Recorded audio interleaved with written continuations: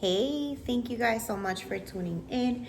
Today was not originally a recording day, as I already recorded 2 segments this week, but I really got confronted with a word and I got hit with it kind of twice.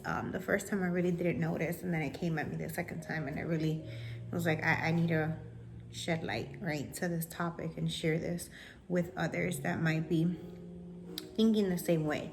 And it's what we're able to give when we are in a place that's not great, a place that's not the best. And what better day to talk about this than a day that, at least for me personally, I did not wake up feeling great. I actually woke up pretty just blah. Like, you just have days where you don't feel your best. That was today. For me, did not wake up feeling my best, not for any reason in particular. And I think that those are the tougher days. I feel like when there's something specific that you can pinpoint, like, okay, I'm sad about this, I'm mad about this, and then it kind of makes it easier, at least for me personally. But on days where I just get up and it's just, in Spanish we have this phrase that's like, nada me huele, todo me hiede, or todo me hiede, nada me huele, something like that. But it's pretty much just, everything is just like, everything just stinks to you. Like, everything is just a funk. You're just stuck in that funk. And that's where I woke up today. And I feel like I get more annoyed for just being that way, not really knowing what's causing it. And at times I find it very difficult to turn that around. And I hate starting my day kind of on like a bad note. And off the rip, like, I noticed I was a little bit more irritable today. Like, things that I would normally have more patience for with like my kids, I was like raising my voice and getting very irritated. And was really just, they were getting the impact and receiving the impact of the space, the mental space that I was in. And I've always thought, like, if you're mentally not in a great place, then you can't give anything good. You're only going to give what's inside. And technically speaking, logically, that makes sense. And I think to certain extents, in certain circumstances, it applies. But recently, my belief in that was really confronted. And I'm grateful that I'm very open to my ideas being confronted. I'm not a my way or the highway kind of person. I think something today, and I'm always open to allowing God to open my mind and open my eyes on things and having my mentality change in regards to something. I'm not gonna say I'm a very like fluctuating person, like with the wind that just sway in whatever direction. No, I am firm in like the fundamentals of like my belief, but I'm not so firm that I won't even allow God himself to change my mind. Like, there are many times that God wants to change things in us, but because we're so adamant about being a certain way or thinking a certain way or believing in a certain thing, we refuse. And what is the point of that? Like, there's always growth when we place ourselves in God's hands and we allow him to change us. And a lot of times we're thinking about change and we're thinking about lifestyle and all these drastic changes. And sometimes it could be as simple as changing your mentality on certain things, changing the way you view certain things. We have to be open to the changes that God is going to do in us as he continues to grow in us.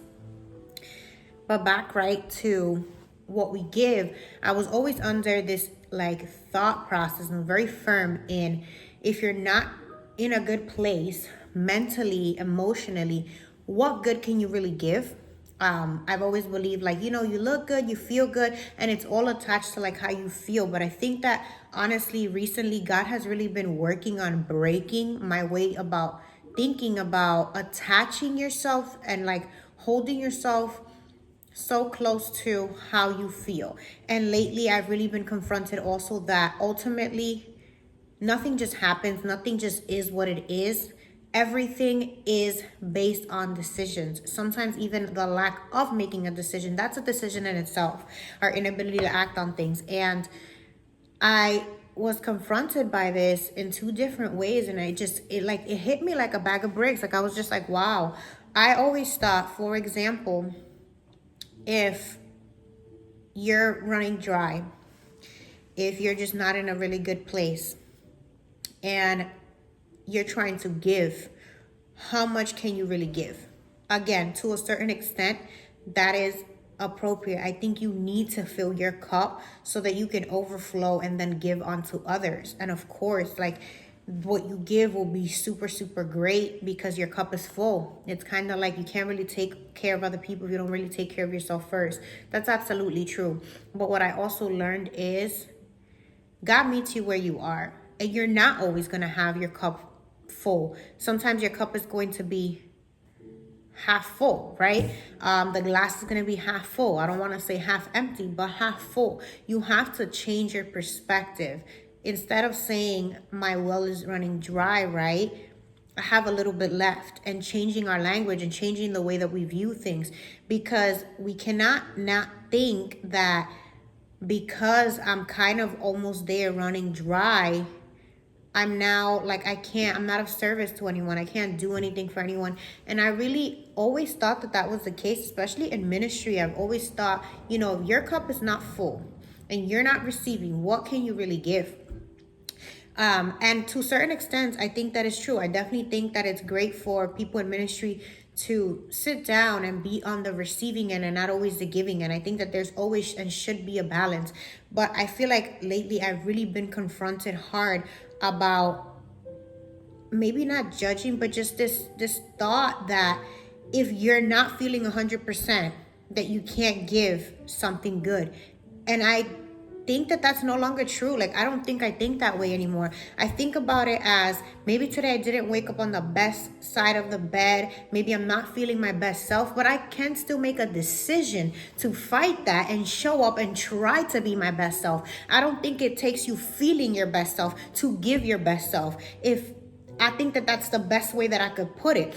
You might not be feeling at 1,010% today, but you can still give 50%. And yes, maybe tomorrow you'll wake up feeling better and you can give that 1,010% of yourself. But if today all you have to give is that 50%, don't hold back. You make the decision to show up and give 50% of the effort. Even if it's not the full effort, even if it's not, with a bunch of like great warm feelings inside and excitement, show up anyways and still try to give what you have. And I think that that's where my misconception always was, is in thinking, if my cup is only half full, what can I give? Well, I have half the cup to give. Yes, maybe it's not a full cup, but with that half, God wants to use that half so you can do something. And what's crazy is that a lot of times when we are trying to turn around a bad day, or when we're trying to turn around a day where we're just not feeling great, and we still decide, I'm going to show up anyways, and I'm going to try to be the best me that I can be today. Along the course of you trying to do that and trying to give your best self literally comes into play. You realize that now your mind has changed throughout the day. Your mood has changed throughout the day. And it's literally happened to me today. I did not wake up on the best side of the bed. And that's why I said I didn't. Because right now, I no longer feel that down and like that funk that I was in. And it's crazy because it's literally kind of like faking it till you make it. Yes, you may not see, the day all great, and you may not have this feeling of it's gonna be an amazing day, but you really have to talk positive in the middle of negative circumstances. You really have to speak life when things are dead. You have to do the opposite of what you feel sometimes. I didn't feel like doing anything today, and what did I do? I did the opposite of that. I showed up. I didn't want to work out, but what did I do? I still worked out. I wasn't planning on doing a recording. I like to do my recordings, when I'm mentally prepared for it. I'm excited. I have a topic I'm excited to share with you guys. And that was not the case today. I didn't wake up ready to share a topic, but I received the word and I was so confronted by that. And I was like, you know what? I think out of this bad day and this funk that I'm in, there is something great that I can speak and give to my audience. Like, there is a great, powerful message and maybe a mentality that also needs to shift aside from mine by sharing this. Even if today I don't feel and didn't wake up feeling 110%.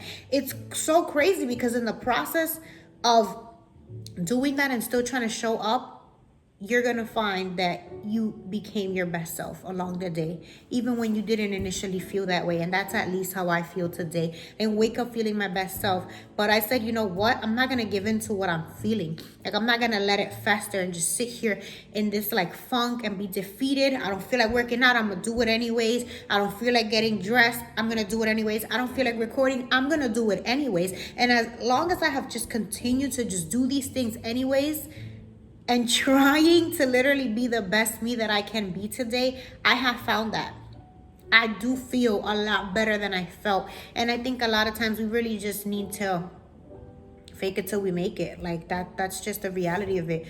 You're not always gonna feel certain things. And I've said that very hard, very repetitively on love. You're not always gonna feel in love with your partner. Love is a choice. Every day I choose to be your wife. Every day I choose to remain faithful to the vows I made, for better or for worse, for the days that I feel butterflies and the days that I don't, for the days I love you and the days I want to kill you.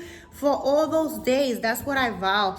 And I think it's the same thing. Like, we need to vow to ourselves to show up for ourselves and try to be the best that we can be. Like, the people around us really need that. And I know, like, as a mom, I don't always feel my best. There's days that I feel so defeated. And even like this morning, I was just like, oh my goodness, like I'm taking it out of my kids. Like, I could feel it in the moment as I was doing it and going through the motions.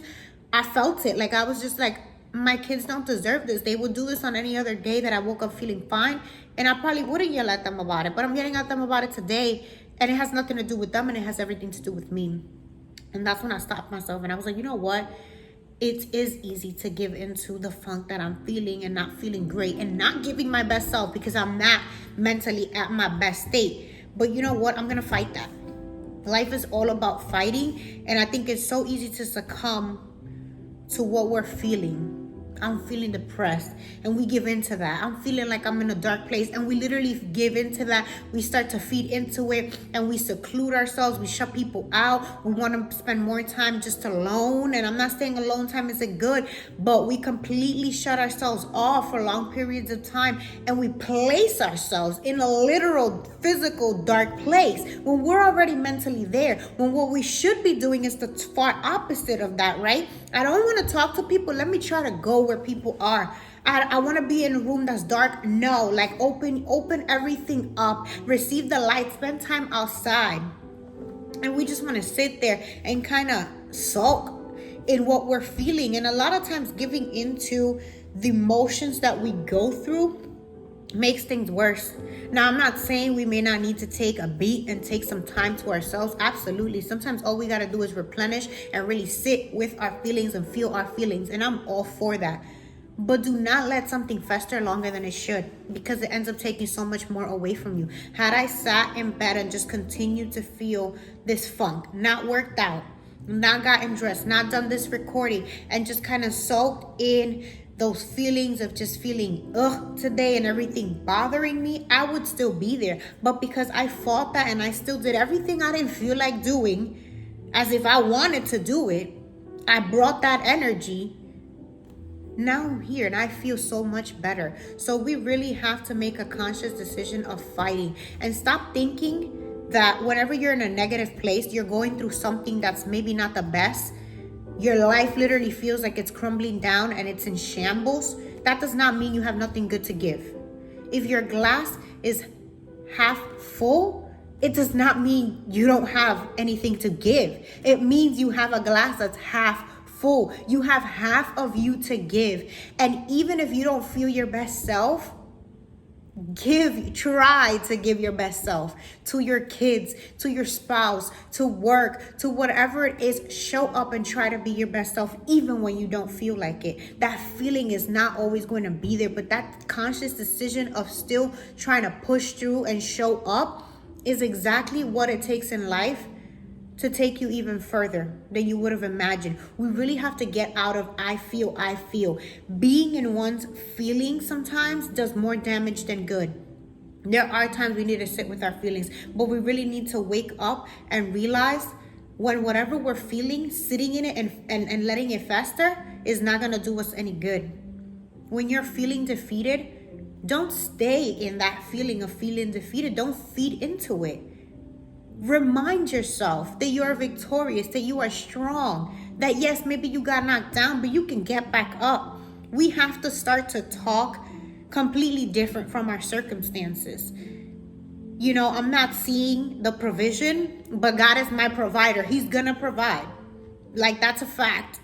Maybe I don't see it literally right now, but that's a fact. It's an undisputable fact. He is my provider, period. Even if I don't see the provision right now. And a lot of times, you know, we're in this funk, right? And we feel like, oh, there's no solution. There's no way out. I'm going through something. I really don't understand how this gets better. And we're asking for a way out. A lot of times when we're going through stuff, we're going through a storm, we're going through the darkness, we're like, God, where's the light? Lord, where's the rainbow at the end of this storm? We want what comes next. We want the better part of why we're going through what we're going through. And sometimes we're asking so badly for it to end, and we're not asking enough to be ready for whatever it is that comes next. You know, oftentimes we're praying and we have an expectation of how we're going to receive what we're asking for. Lord, I'm in this really dark, I'm going through these dark circumstances. I need you to come.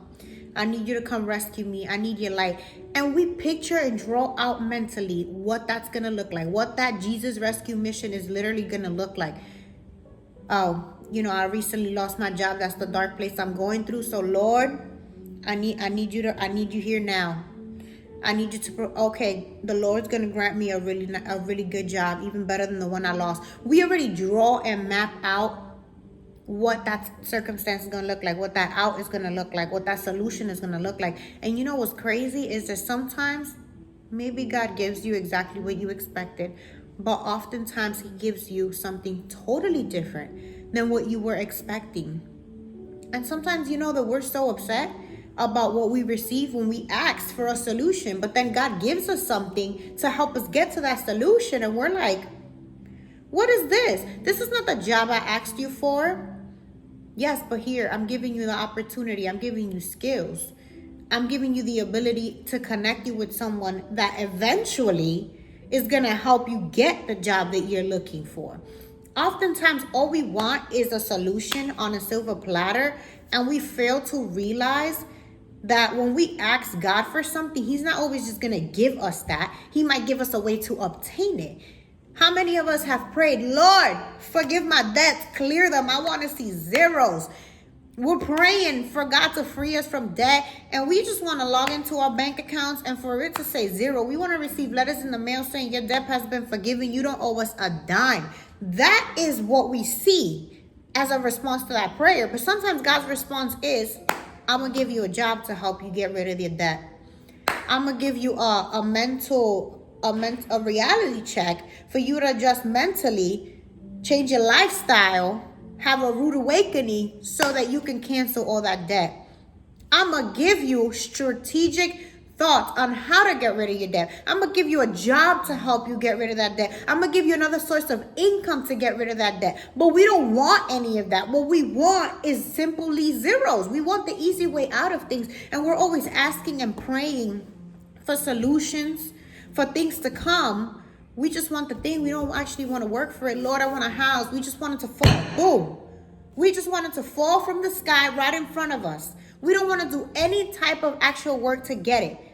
So when God blesses you and puts you in connection with someone that knows, that can guide you, these are the steps you need to follow, right? And it'll help you get a house. We take it for granted. We're like, Lord, we're the house. We're still praying for the house, but I connected you to the right people to help you do the work that it takes to get the house. And we see things so wrong sometimes, praying and praying for a solution to things, and we have drawn out a picture of what that looks like. And when God does something else, that's not what we expected, sometimes we fail to see that he's already answered. I need us to pause. We need to do so much more pausing in our life and starting to change the way we look at things. Lord, I ask you to help us reach financial freedom, to be debt-free, to create generational wealth. And the Lord places a thought, a business in your mind. And if we just sat there and paused and realized I've been asking for generational wealth. I've been asking for debt cancellation. And the Lord just gave me this idea of a business. What do we oftentimes do? We pocket the ideas that God gives us.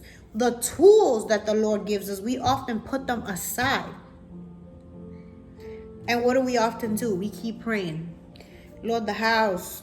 Lord, debt cancellation, financial freedom, generational wealth. And we keep praying, but the Lord already responded. He already gave you the tools to get you where you want to go, but we're still waiting for it to just land. We're just waiting for a handout. And that's not always how God operates. Yes, there are times that, yes, he can just bring it down from the sky and drop it right on your lap in the drop of a hat. Can he do that? Absolutely. But many times we're praying and the Lord provides us with the tools to get us what we want or to get to where we want to go. And we oftentimes overlook them, still waiting on the full blessing to be within our reach. And sometimes it takes building. God is granting you the ability. He's giving you an idea. He's giving you tools. He's surrounding you with the people you need to be surrounded by to get you to where you want to go. And we're still praying, waiting on the blessing, not realizing God's already given you something to help you. God, I want to get to the other side. I want to get to the other side. We magically just want to end up on the other side. And when God gives us a ladder, when God gives us a bridge, when God gives us a group of people that will help us, that are connected to the other side, we overlook it because it's not what we wanted. We just wanted to get to the other side. God, I wanted you to fly me into the next stage of my life. But oftentimes, the Lord's going to give you a bridge, or he's going to give you people already connected to the other side to show you this is what you need to do to get there. So don't overlook the tools that the Lord has placed in your hands, the people that he has placed you around. Because oftentimes, when we're praying and we're asking for a solution, God may not always give it to you how you expect. Sometimes it's just the tools that he gives you that are really going to get you where you've been praying to be. So I really do hope that we can all do a lot more of reflecting. We can really hit pause. Life goes very, very fast, and we really do need to analyze and hit pause a lot of times. Lord, the situation that I'm in, I'm praying for now. Help me see what you give me in order to make it to the other side. I don't need it to be how I expect it to be. But if it's not, please help my spiritual eyes be open so that if you put tools in my hand, if you surround me with certain people to help me get to where I need to get to, I may be able to see that and I may be able to realize that, Lord. So I definitely do pray that yourself, myself, we can see what God does, his provision, even if it doesn't look like what we thought it was going to look like, that we may be able to see it, whether it's in the shape of different tools, different capacity, abilities that he gives us, whether it's in the people he surrounds us by or the ideas that he gives us, whatever that provision looks like, I pray that you and I can be able to recognize it and not overlook it as if he didn't already give us something to get us to where we need to be. God bless you.